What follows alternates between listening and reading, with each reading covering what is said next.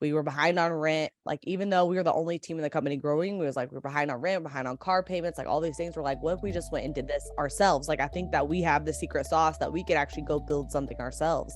And so that's when we, made the decision to do that. And that's when LadyBoss started.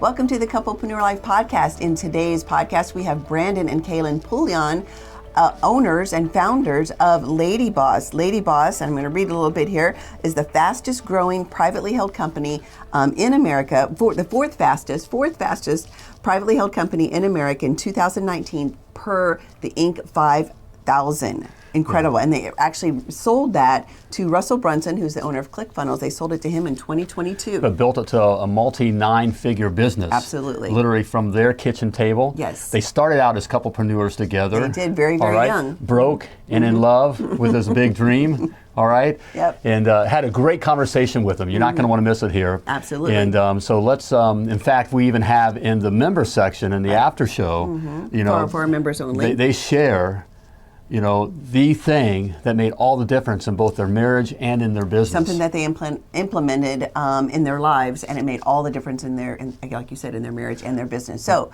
without further ado, let's bring on Brandon and Kaelin. Come, here they are, as promised. We have Brandon and Kaelin Poulin. Good to see you guys. Thanks for having us, Richard and Laura. I'm super excited for this. We're pumped. Well, I'm so scared too. You just said we're gonna lightning round you and surprise you, and I'm like, this would be juicy. Yeah. Yeah, that'll be in the members area, so stick around for that. But yeah, so they're going to be nervous the whole time. Like, how are we going to get this? No, you guys, that'll be fine. But yes, welcome, Brandon and Kaelin. We are so glad that you guys are here. We just recently got to meet you guys at an event that we were both at. But we've followed LadyBoss, which, as we said in the intro, that you guys were the owners of LadyBoss, recently sold it, which we do want to talk about. But we followed when we started with our first business online. We came from brick and mortar, then we went online, and we trying to figure out the online thing. So we found this guy, Russell Brunson. Yeah, have you ever heard of Russell Brunson? Have you ever heard of him? He's kind of a weird, quiet guy, but zero energy. He needs to come out of a show. Anyway, sells potato guns or something. I don't know.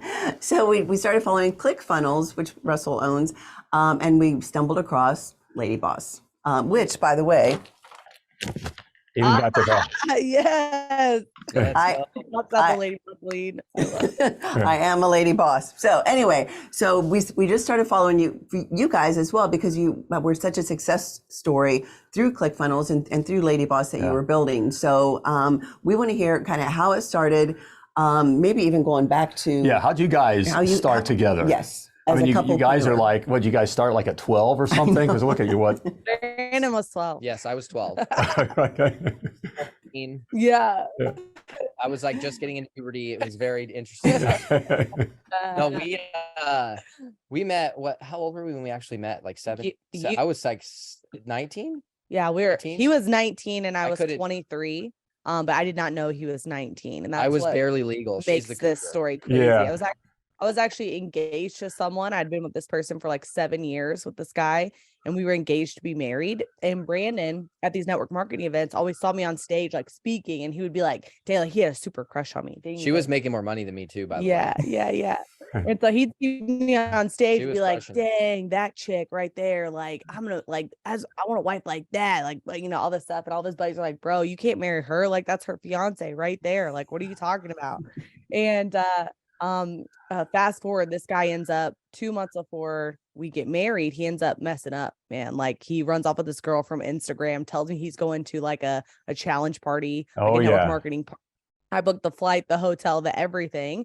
And then all of a sudden, people start DMing me a picture of him kissing another girl that she had posted on her Instagram.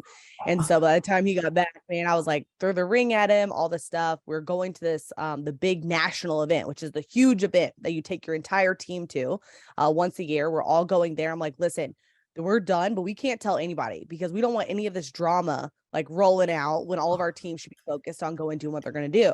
So at this event, we're already broken up, engagement's off. Brandon walks up to this guy at the event and he's like, dude, I just want to tell you, well, say what you said. Oh, I don't even know why I said it. I don't even say stuff like this to people I don't know, but I was like, hey man, like your chick's awesome. Like good job. And don't mess it up.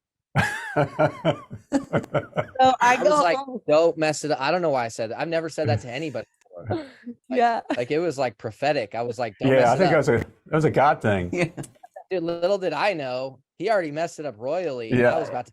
Yeah. And so I go home, I go single on Facebook. This guy calls me. Like, I don't know him. He's just seen me on stage, right? We met once. Yeah, like one time that was Yeah, we like, met once. hey, what's Yeah, up? we like shook hands. But That's I don't about know it. him at all. And so I go single on Facebook. This guy leaves his brother at dinner. For like just for like a dinner, and I got back from that event and I'm scrolling my phone and it was like Kaelin Poulin single on Facebook update. You remember like when updated relationship statuses were a thing on Facebook? Yes. Now that I think about it, like you don't see that anymore. Yeah. So it's like I was like, what? And I was like, boom, I had her phone number because I had it from him because I had talked to him before. And so I just called her. And I guess I was like the first person to talk to you. Yeah, right? I was like, who's calling me from Albuquerque, New Mexico? So I like answer it and I'm like, oh, and he's like, hey, it's Brandon Poulin. You want to remember me? But like, what happened? And he was the first person to ask me. And so I told him the whole story. And I was like, I don't even care. I'm going to build it back bigger and badder. And that's when he was like, who is this chick? Well, I'm like sitting here thinking, okay, you built the position under his social security number, so you don't own it. You were the builder and the driver. He wasn't, right? So like he had everything, and he was holding it on a string, like, hey, come back, but I'm not giving you anything unless you come back. And so I'm like, I'm thinking that's devastating, you know? That's like, Sure. like it's like your whole business basically being taken from you by the person you thought you were going to marry that cheated on you, right? Like that sucks, right? Oh. And then she's on the phone and she's like, I don't even care. Let's do it again. I'm like, who are you? You should be like in tears. So then I read the 5 love languages. Someone referred me the book. I'm sure you guys have read it. Most people have. And I'm like, not even in a relationship way, because I was like, I'm not doing relationships for a while. I was like, dude, you got to read this book. Like for your network marketing team, you're going to know exactly what makes them move. Like, this is such a great book. He expedites the book, he reads it, and he's like, which one are you? And I was like, well, I'm a gifter. So he finds out I love sugar cookies. He ships me this big, huge box. I open it. It's like this big, huge thing of sugar cookies. And I'm like, oh my gosh. The card says, you always tell me I know what to say, but it's your language I wish to speak. See you soon, Brandon. And so I packed my whole car that night. I drove 26 hours to Denver, Colorado, and drove all the way up there, rolled up in the driveway. It was like 1 a.m. This guy comes out of the front door of the house in white skinny jeans, his high tops, no shirt on. 10 days after we first met. Yeah, 10 days after. We've been FaceTiming every we had night. talked. Yeah, and we've been FaceTiming every night. And I was like, he just kept getting me, just come work from here. You've never seen mountains. Just come work from here. Get out of where you are, right? So I roll up in the driveway. He comes out, snap back, the whole deal. I get out of the car, send the text, I'm here. He comes out the front door, rolls up to me in the driveway, picks me up, kisses me in the driveway. Just then, it's like, it was going to happen sooner or later. Might as well have happened sooner. And I was closed. In that moment, I was closed. He proposed to me like 10 months later with no ring. I said yes. He's like, I promise I'll make up for it one day. And then we got married 11 months after that. That's so cool. That is the craziest story. And it fits. And yes, right? It fits. Now knowing you guys, it fits you guys, and it fits your business story as well, because there's so many business lessons in there as well. It's just going for it. No kidding. Okay, so then what happened with network marketing? Did you guys stand network marketing? You built a team. What happened next? Yeah, we rebuilt her position. We just started like co-oping it together. So before we were married or anything, we just started building together. We just like she was like the setter and I was the closer. Like that's what we did. It was like we were just like, we were an assembly line. We loved everybody we worked with, but we were literally on the phone 16 hours a day. So we like came into our relationship working. Like there was no like day one, that was like the precedent. Like we didn't like do something else before. Like it was like work brought us together. Yeah. Right? You're together. And how did you define in that? Like you said, Kaelin was the setter and you were the closer. How did you guys determine those roles? Or did it happen naturally, or did you just kind of look at your skills and say? At that time, we're like talking, like our first ever business endeavor, which was, with marketing. Really, I had the weight loss transformation. So I would like build the belief of like the product works and it's amazing. And then Brandon would talk like business side of like actually. Yeah, that's really how we separated it, because you had the greater story. Like I'm like this like skinny, you were like building muscle. I'm like, no we're one talking, relates it's like to that. 80% women, and I'm like the skinny 18, 19-year-old kid. Like, the average. Like I got pudgy once, you know what I mean? Yeah. Like, so I was like more inclined towards the business side. That's what excited me. And then she just had this incredible story and the ability to tell it in a way and connect with people. So we just like, we found our roles, and we've done that a few times over the last, decade really that we've been together. And it's so important, it's like, Absolutely. what roles, right? Yeah. So you guys were a couplepreneur from the very beginning of your relationship, right? Yeah, I think it was like the commonality. Like that was one of the things that attracted us to one another, was that we were both driven, and like we both wanted to build something. We both wanted to go. And I was like, this guy can hang with me. Right. And he was like the same thing, like this chick can hang. Like we could like build something. And then like the vision was just, we're building this network marketing position. And we woke up one day and we're like, why are we making 5% when we could go make like have our own business and do this and sell like weight loss programs online? Since I have a story and know how to do it, what if we just did our own thing? Right.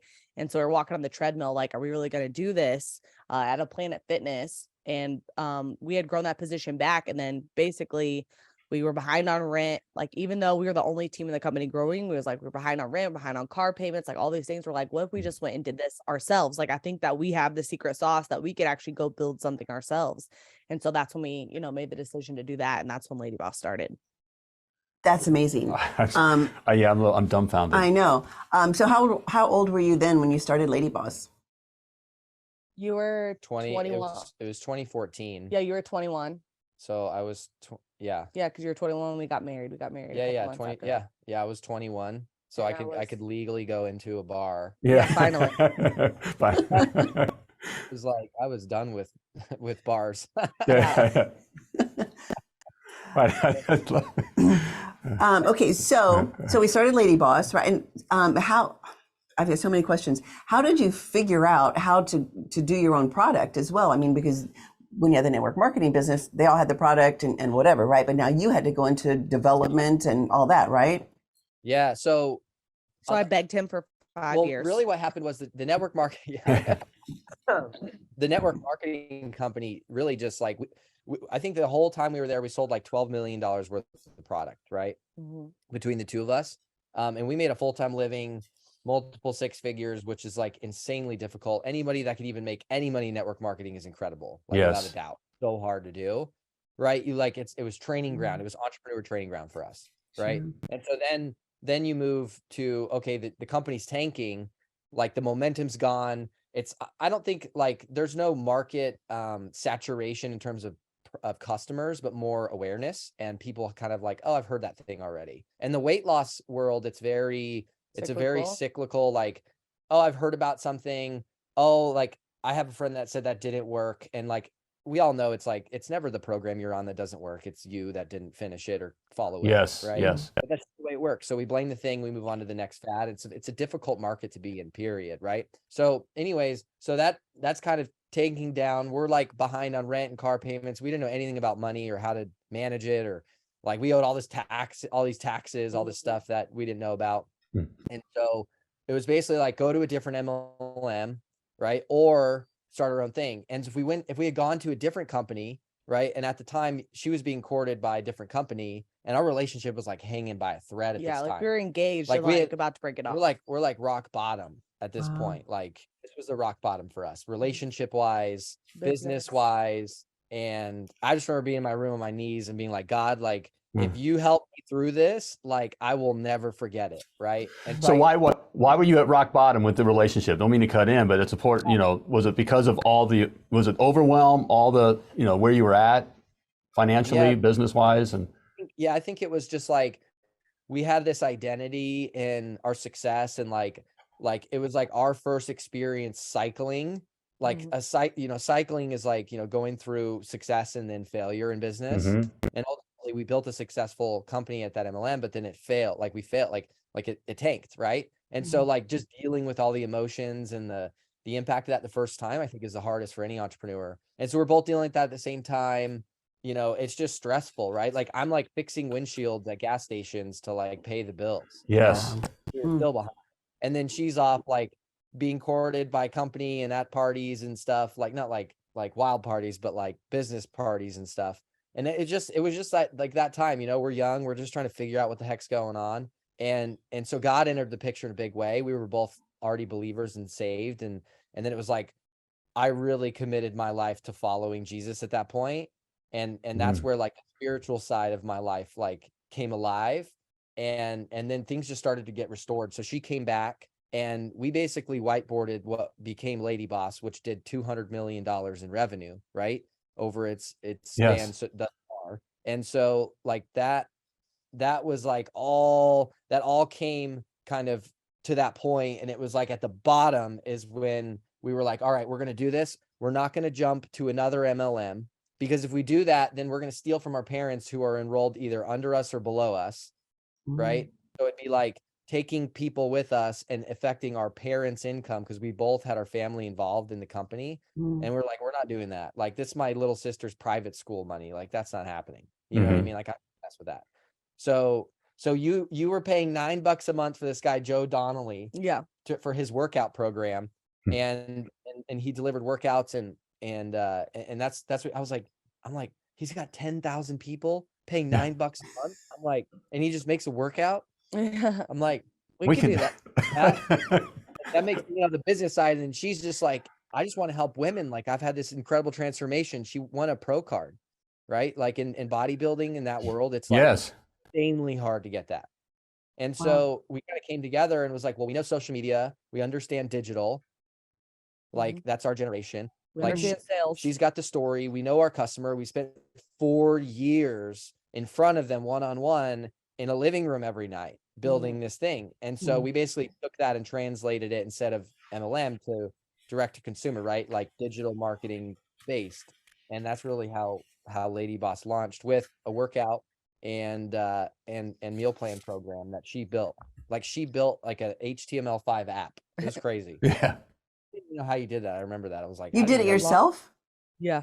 We did everything ourselves. It was just me and her and a laptop, because we didn't have any money, you know? Yes. So we're in the gym overnight. Like, my brother worked at a gym. We would sneak in overnight. He would sneak us in, and then we would film videos. Yeah. From like 11 p.m. to like 3 in the morning. I wish I could show him a picture of the iPhone rig we had.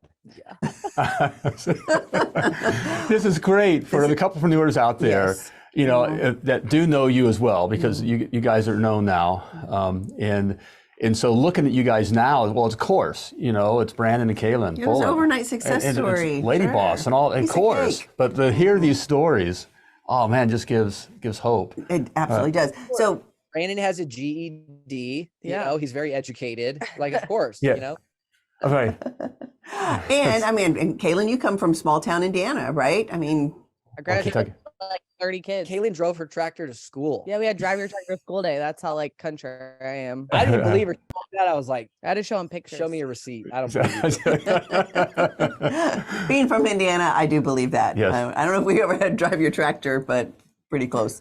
All right, so kind of going into more couplepreneur stuff, right? How do you guys leave work at work? I know a lot of people are saying, what's a work-life balance, and we should be 50-50 and blah, blah, blah, which we totally disagree with. But how do you guys do it? How do you make sure that, you know, it's still Brandon and Kaelin, right? But you've obviously got a business, or had a business that you were growing, you're working on other things now. How did you guys leave work at work, or did you? Yeah, I think it's the idea of like, you're not going to talk about work. I think is the stupidest thing I've ever heard. Because I'm like, just like most couples that like, forget the entrepreneur thing. Yeah. Most couples don't even communicate. So it's like, if you're communicating and you're both like enjoying the communication, like, you should keep doing that. I think that's healthy. So I don't really believe in that. Like, oh, we're not going to talk about this subject. Like, I think that's dumb. Like, how many couples like, if you're on here right now and you like went out to dinner last week, it's like not easy to like drum up exciting conversation. So if you have something you're both excited to talk about, like, you should just keep talking about it. Yeah. And then the times that I would tell Brandon, I'm like, I think I'm done talking about work. And they'd be like, well, then what do you want to talk about? And I'm like, well, I don't know. Right. I don't know. And so then I came up with this idea the next time at dinner, because we go on a weekly date night. We do a weekly date night. We can get into more of this. And like once a month we do an overnight. And then once a quarter, we do a trip together. And that's like set in stone. We plan for that in the beginning of the year. Like we plan all those things out. Every reservation's made. It's non-negotiable. We literally turned down dinner with someone else last night because we're like, no, we're sorry. Like it's date night and they were only in town for a couple of days. We're like, sorry, it's date night. It's a non-negotiable. And so I showed up to that next date night. And when Brandon, like we were talking through work things, like what was exciting, what we're doing and blah, blah. And then I'm like, okay, like I'm ready. I want to like talk about us stuff. And he's like, ask me the notorious question. Well, what do you want to talk about? I'm like, I'm so glad you asked. I actually pulled up all these questions on Google. This is something we do at every date night now. I literally just Googled like great questions to ask your spouse. Right. And so then we just like one by one go through these questions. And some of them are silly questions and some are fun and some are like super deep questions. And we now have like other things to conversate about because we will naturally, as both entrepreneurs, talk about business the entire time. And then dinner becomes a business meeting when I'm like, I want more conversation that's on the out, like about our relationship, about our marriage, about who we are as people, about how we're growing together. Right. And it's like, but if you don't have those tools, if you don't have the plan for that conversation, then how do you expect the conversation to go there? You know? And I think like a lot of couplepreneurs, as you call them, it's a great name. Like, I think they fail because the relationship just becomes a business partnership. And I think that's really sad. Like I hear it being propagated. It's like, oh, marry someone because they believe in your dreams and like you're going to build something together. And I'm like, yes, like you should align and be attracted. And like, we can get into like the reason people marry. That's a whole nother podcast. But I think ultimately, if you take the friendship and you take sex out of marriage, then you basically just have a business partnership. Right. And I'm like, well, you can have business partners, but like if your you're spouse not, shouldn't be your roommate. yeah, you're not business roommates. You know, like if you're freaking business roommates, it's like I think your marriage has to come first. Otherwise, the rest of it will suffer. Okay, you guys have to come speak at our next retreat. Yeah, you do, because everything you just said is everything that we teach. Right. And you guys are younger, maybe they'll listen. They'll listen to you, right? You guys are young and cool. So Brandon, you're so right. That is dumb. We believe that too. That's a great way to put it. It's just dumb to think that if you have a business together that you're growing in it, and it is like it's your kingdom, and it's something that hopefully you both have interest in, and you have a passion for the people that you serve, for your employees, all of those things. Of course, you're going to want to talk about that, because not only is that your life, but it's your hobby as well, right? So we really do, as we have coached couples, don't think that at 5 o'clock you turn off the business and now we talk about the kids and everything else. It just doesn't work that way. And also, you bring the kids along as well. And you guys have 2 very young daughters. They see you working together, right? Then they see the ups, the downs, all the things. You don't want to shelter them from that. You want them to become a part of the business, or at least, it is a family business, right? Yeah. Yeah. I mean, we had my stepmother, my mother-in-law, my sister-in-law, your brother, my brother, and my sister all working for us at the same time. Wow. So family business, I'm like all too familiar with. Yeah, but no, I think something important. One day he said it, and it was like there was something we were having to miss at Romy's school, or things we weren't able to do, or I wasn't, able to drive her to school and stuff like that because we had meetings and everything. And I was like, I really feel like it's like hurting me, like I'm having like all this guilt about it, that I'm not like being able to participate as like the full all-in mom.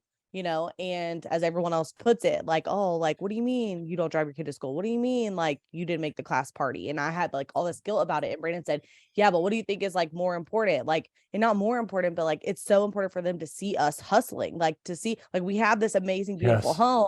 They have to know that it's not just here, like, oh, you just get these types of things in life. No, like they have to see us grinding for it and working for it and having to sacrifice for it, because for them, like, they'll see like, oh, like, we get to go on and have these experiences. We get to go snowboarding in Aspen with mom and dad because like mom and dad are doing this podcast right now and didn't drive me to school this morning because they had this important thing they had to do for the business. And like, that's how we get the things that we have. Absolutely. And then it shows them that your lives don't revolve around them, right? Of course, you love your kids and their priority and all those things, but the real priority is you guys putting your marriage first. That's one of our top pillars, is you put your marriage first. If you put your marriage first, everything else works out. The business, the kids, all the things, right? We tell them, I'm like, mom and dad rich, y'all broke. Yep. Yeah, right. Right on. Mine. It's like, you don't have to teach them, right? You don't have to like, got a 1.5-year-old and a 4-year-old, and the 1.5-year-old's like in that phase now. It's like mine. Like, no, you don't have anything. Nothing You here got is nothing. yours. Did you pay for that? Nope. By the grace of me, I let you live here. That's what we used to tell our kids. Right. All right. So what's something that you guys wish that you knew when you first started out as couplepreneurs? And you guys are a unique situation in that you did start out from the very beginning. But looking back, what is something that's like, man, I wish we would have known that and we could have avoided these pitfalls? I know really early on, we're both very driven. Very type A. And Kaelin is like, she's very type A. She's driven. I was She's like a breath there. Yeah, I needed to like catch it. She's spicy and fiery and driven, and that's what makes her great. And that's what I loved about her when I first talked to her for 4 hours on the phone, right? Like, and then 10 days after that, I was like, oh, I love this woman. But we had to get in line in the divine design of a family structure of someone's got to be the leader. And so we were butting heads a lot. Like, you know, and I don't know if this is common or maybe it's rare for us. I have no idea. But early on, I wish we would have like established that, because we spent 6 months, like really struggling, just like who's going to be the alpha kind of thing. Cause she's just very like driven in that way. Well, I was used to having to lead for my family and my relationship. And so I didn't trust you to lead anything. Cause I was like, well, what happens if the same happens again? You know what I mean? Like, I was independently in our relationship. Like, I was an independent inside of our relationship, if that makes sense. Absolutely. Yes. And we're in this world now where we're trying to just like demasculinize men, and we're trying to demonize men. And we're like, it's like, no, like the divine design of the family is the father is the head of the household. The man is the head of the household. So even if the woman's the entrepreneur, that's fine too. If you're a couplepreneur and the woman's like the CEO, that's still fine. But in the psychology of the house and in the family, the man still has to be the leader and still has to take there's not two generals that go to war, one general, right? Like that, like it just doesn't work. Right on, so Brand. we had to like actually like literally, you know, we're believers. We went to the Bible and I was like, what does it say? It was like wives, submit to your husband. Yeah. So there's a lot to unpack on all that, but Yes. basically, I wish we would have known that earlier, because we struggled a lot with that. But once we got in line with that, it was like once I got in line is what it means. Once I got in line.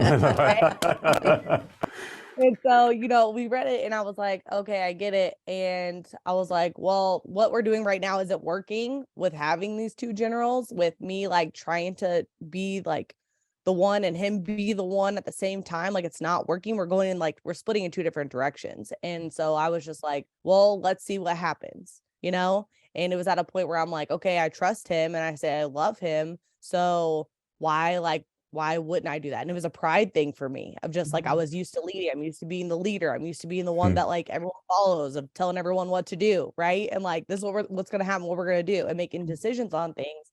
And the day that I was like, okay, Brandon, like, it's you, like, I got it. Like, I'm in. And ever since that moment, like together, like once you come into alignment together, instead of going two different directions, it's like, once I became in alignment under him, like under authority with Brandon, and people don't like that word, but it's like, he's under the authority of God. And if I'm under the authority of him, like I'm protected, and we're like moving like geese, like we're like flying through things because of that alignment. And so it took all the struggle out of our relationship and out of our business once I did that.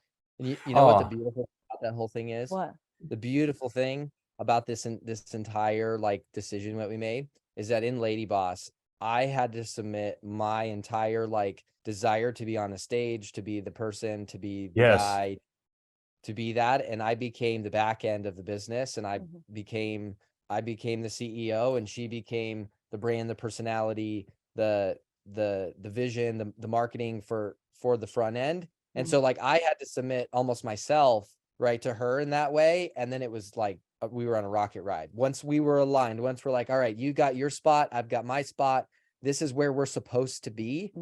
And like, it was like we were now riding the rocket ship, right? But there's a while to get there. So much there, guys. So much wisdom. And so much wisdom. How old are you guys? So much wisdom. 29. 12 and Yeah. Oh man. I'm 33.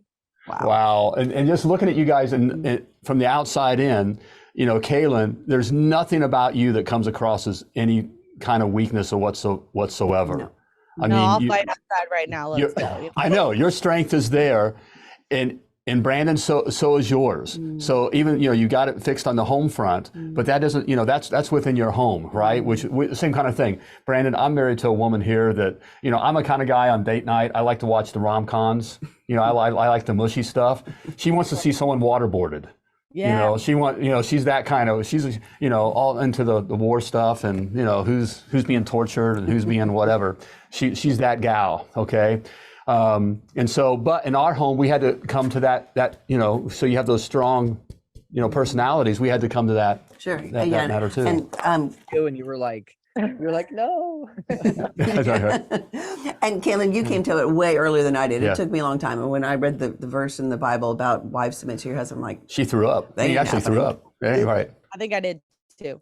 Yeah, one of those. But truly, the biblical version of how a home should be structured and what marriage is it's perfect, right? I mean, that's why God created it. But that it is really hard for women. So, Kaelin, thank you, and Brandon too. Thanks so much for being so transparent, because you're speaking to other women. No one, like Richard said, no one's looking at Kaelin going, "Well, yeah, now she's a submissive wife, submissive little woman." Yeah. Well, the misconception too. I was reading this the other day that I learned about. It was like, and when you hear that term, like if when your husband submits himself to God, right? Like when your husband submitted. And so the problem with husbands are thinking, oh, my wife needs to submit to me and blah, blah, blah. I'm like, well, are you submitted to God? Because there's no reason that she should be submitted to you if you're not submitted to God, because she is submitted to God, right? And so if he's not submitted, are you looking at your wife and saying like, submit to me? You know what this verse says? Well, it's like, are you fully submitted? Because I only submitted to him to lead me because I know he's being led correctly. Right. So it's like, you got to look at yourself too, husbands, and say, am I fully submitted? And why would my wife get in line with me if like I'm not under that authority where she's going to be protected? She's out here having to have her own protection and being submitted to God first. So there is a space for the husband between wife and God if that husband is fully submitted to. So that's absolutely, and it's trust. And it's trust, right? Because women are wired for security. We need security. And so if we can't trust you to lead us well, and can't trust that you are seeking God for wisdom and all the things, then of course not. It's impossible for us to trust and submit as well. So, all right.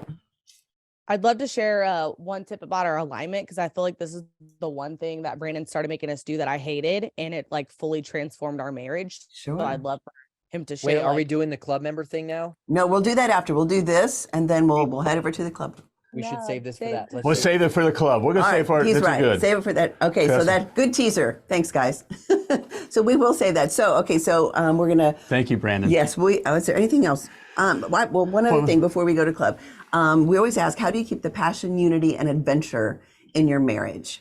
And I think you guys said it earlier, where you do plan weekly date nights in stone. You know, once a month you go away for an overnighter and all the things, right? When did you guys institute that, and how have you seen that change? Because I think that does keep the passion, unity, and adventure in your marriage. Yeah. So we, I think you got to set up a structure, right? You got to set up a system. That's how I look at things, right? It's like, cool, there's a tip, there's a one-off. It's like, it'll never last. Like, you got to set it up, you know, so whatever you do that works for you, like set it up in a system and treat it like you would your business, right? Put it on the calendar like you would your business.